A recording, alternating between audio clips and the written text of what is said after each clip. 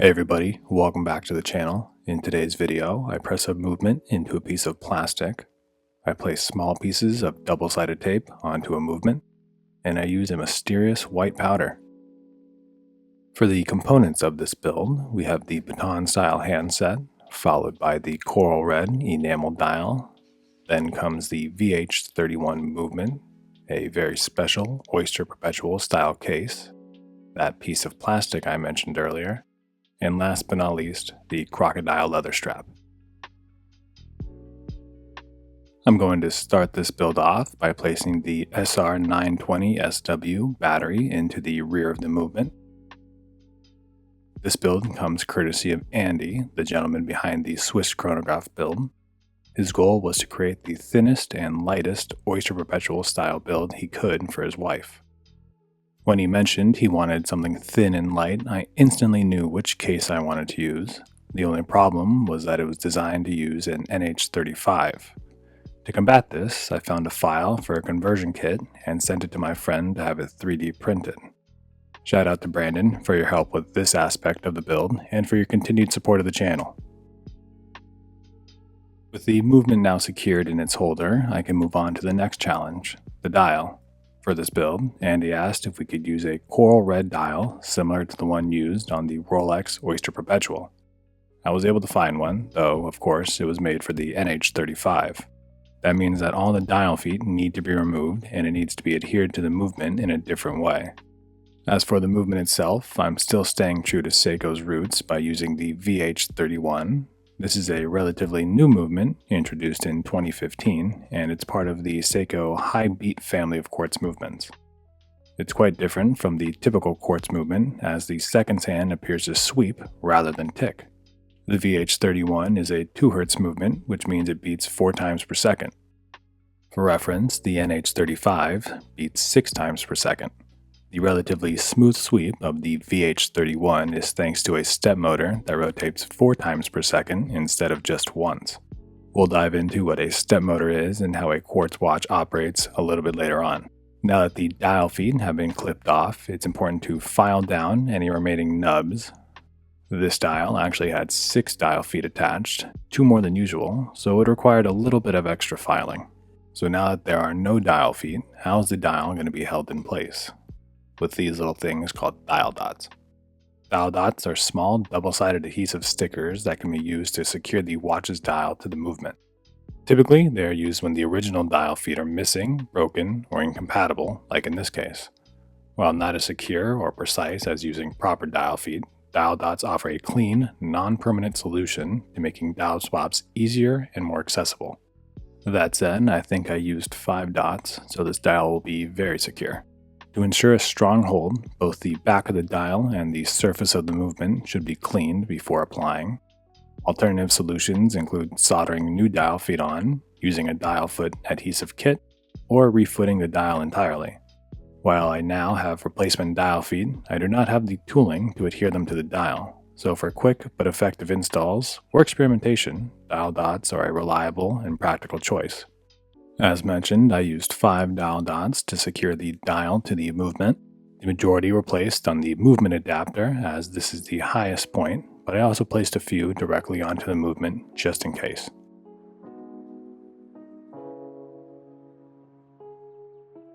Now comes time to place the dial. Usually this is a straightforward operation, as the dial feet have a specific position they insert into.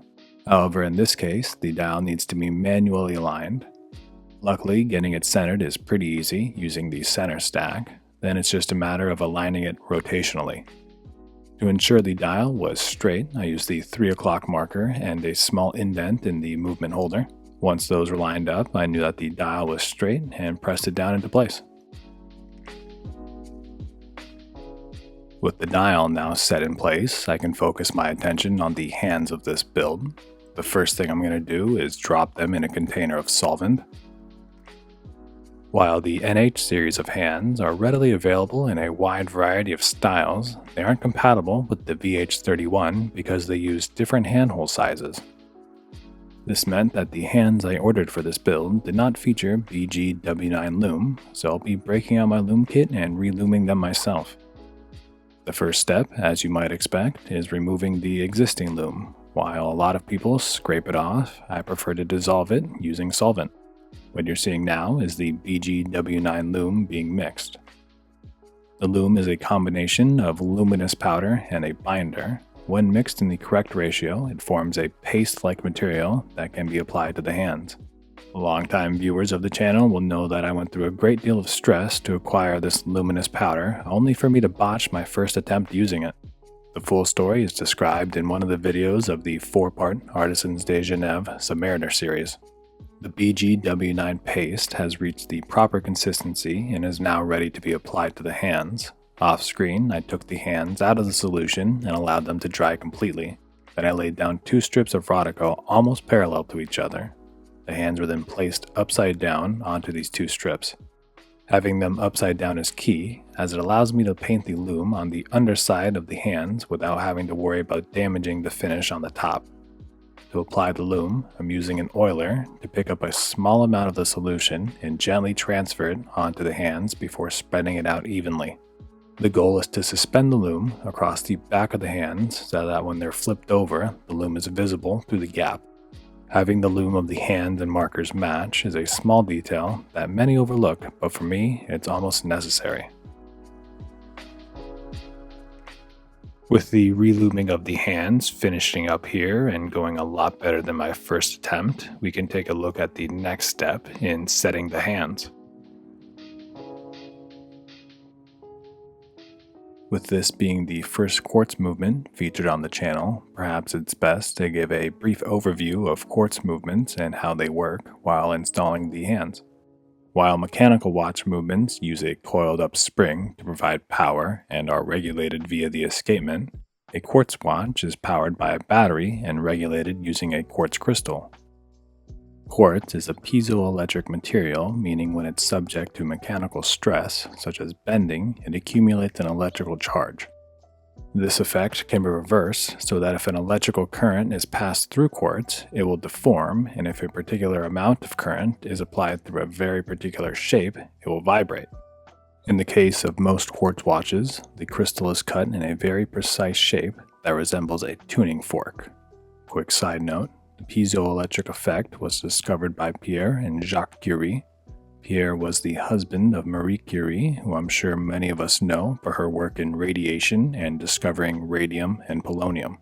Back to the build, the battery in the movement sends an electrical current through the cut quartz crystal, which electrifies it and creates vibrations. The standard for a quartz watch is to have the crystal oscillate at 32,768 Hz. Meaning it vibrates 32,768 times per second. But why does the crystal need to oscillate at that rate? First off, humans can typically hear sounds as high as 20,000 Hz. Anything beyond that, and our ears won't perceive it.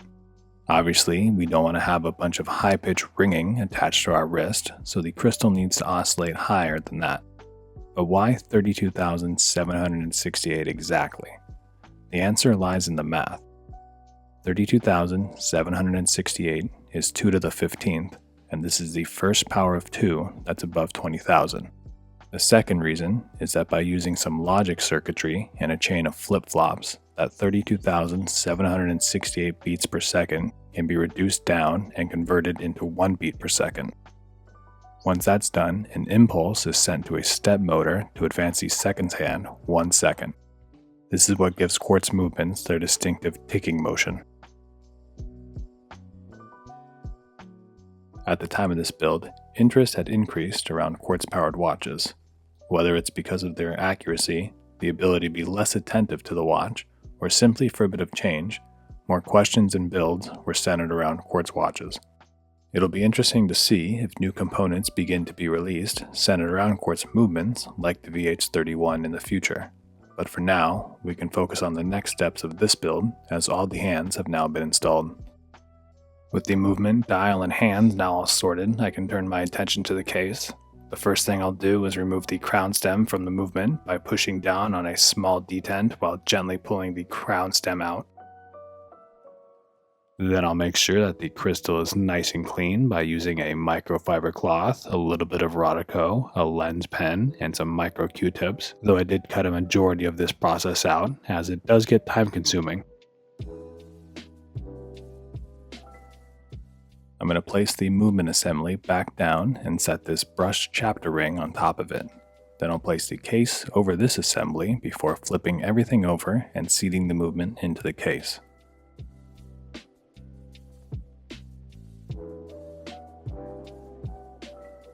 You'll see I needed to apply a slight bit of pressure to get everything in, but the 3D printed movement holder fits perfectly now and supports the movement in the case. I mentioned earlier that Andy wanted to achieve the lightest and the thinnest build possible in this style, and the case plays a very important role in this. At the time, a new case had just been released that was exactly what I was looking for. Resembling the Rolex Oyster Perpetual case with a smooth bezel, it came in at 36mm in diameter. The case was also the ultra-thin model, meaning that every bit of the case that could have been removed was, leaving it with a thickness of only 9.96mm.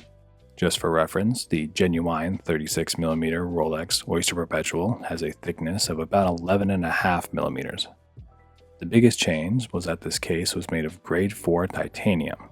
Titanium holds a few advantages over stainless steel, one of those being its strength. 316L stainless steel, which is the alloy typically found in watch cases, has a tensile strength of around 485 megapascals, or about 70,000 psi. Titanium, on the other hand, has a tensile strength of 550 to 660 megapascals, or up to 95,000 pounds per square inch. Perhaps more importantly for this application is its weight.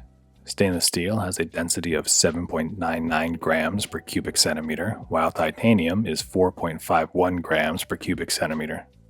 This means that grade 4 titanium is roughly 24% stronger than 316L stainless steel, while weighing about 44% less than the same amount of it. In addition, grade 4 titanium offers exceptional corrosion resistance thanks to its stable, self-healing titanium oxide layer, making it highly resistant to general corrosion and stress cracking, especially in chloride-rich environments. In contrast, 316L stainless steel provides excellent corrosion resistance in mild environments due to its chromium oxide passive layer, but is more susceptible to pitting and stress cracking in harsh acidic conditions. While 316L is cost-effective and durable for many indoor or less aggressive settings, grade 4 titanium generally outperforms it in corrosive environments, particularly where salt or sweat exposure is a concern. With science class over, we can get back to the build. You'll have seen I went through the normal process of placing the stem back into the movement, taking measurements, and then cutting it down to size. And with that now complete, I can move on to lubrication. To lubricate the gaskets in and around the crown, I used a micro Q-tip dipped in silicone grease. Off screen, the crown tube gasket was also lubricated. I then took another micro Q-tip and pressed it against the Caseback gasket while rotating the Caseback to get an even coating. Lubrication is very important as it helps preserve the elasticity of the gaskets, improves sealing by reducing friction, and prevents damage during assembly. That said, it's important to not overdo it, as an excess of grease can attract debris or interfere with the proper seal. The gasket also needs to be properly aligned before installation to prevent any binding. With that done, I can move on to completing the head of the watch. I'll start by sliding the crown stem assembly back through the case and into the movement, then double checking that the crown screws down completely. Remember, this is crucial for maintaining good water resistance. After that, it's time to install the Caseback. This particular Caseback is a bit different than the coin edge Rolex style Caseback usually featured on the channel. It has a flatter profile, which helps reduce the overall thickness of the watch. While it doesn't have the traditional coin edge for tightening, it does feature cutouts around the perimeter which allow another tool to grip it and secure it into place. The tool goes by several names, but in essence it's made of a handle and at least 2 pins or teeth.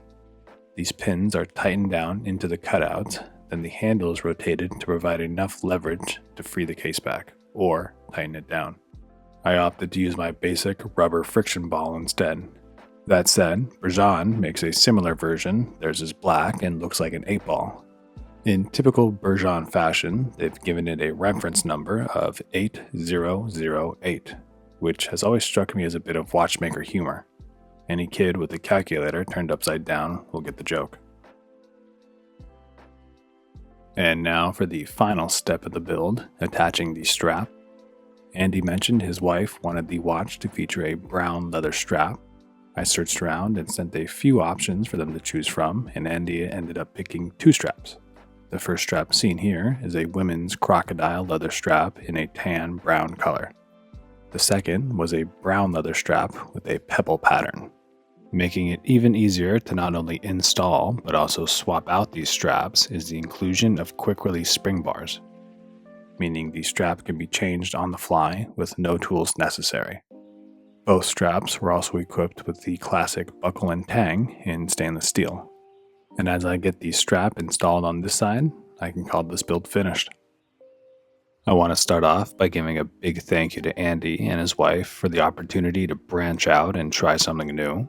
I also want to thank Brandon for his help with 3D printing the movement holder. Without that, this build wouldn't have gotten off the ground. We set out with the goal of building the thinnest and lightest Oyster Perpetual Style build we could, and I think we've accomplished that. With the build coming in under 10 millimeters thick and weighing just over 33 grams, it's easy to forget it's even on your wrist at times. The use of a quartz movement not only saved crucial weight, but also offered a new challenge, which is always enjoyable.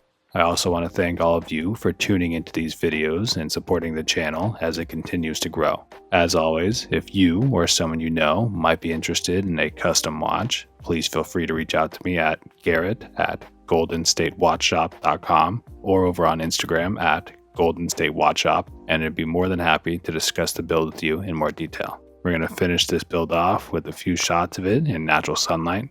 Thanks for watching.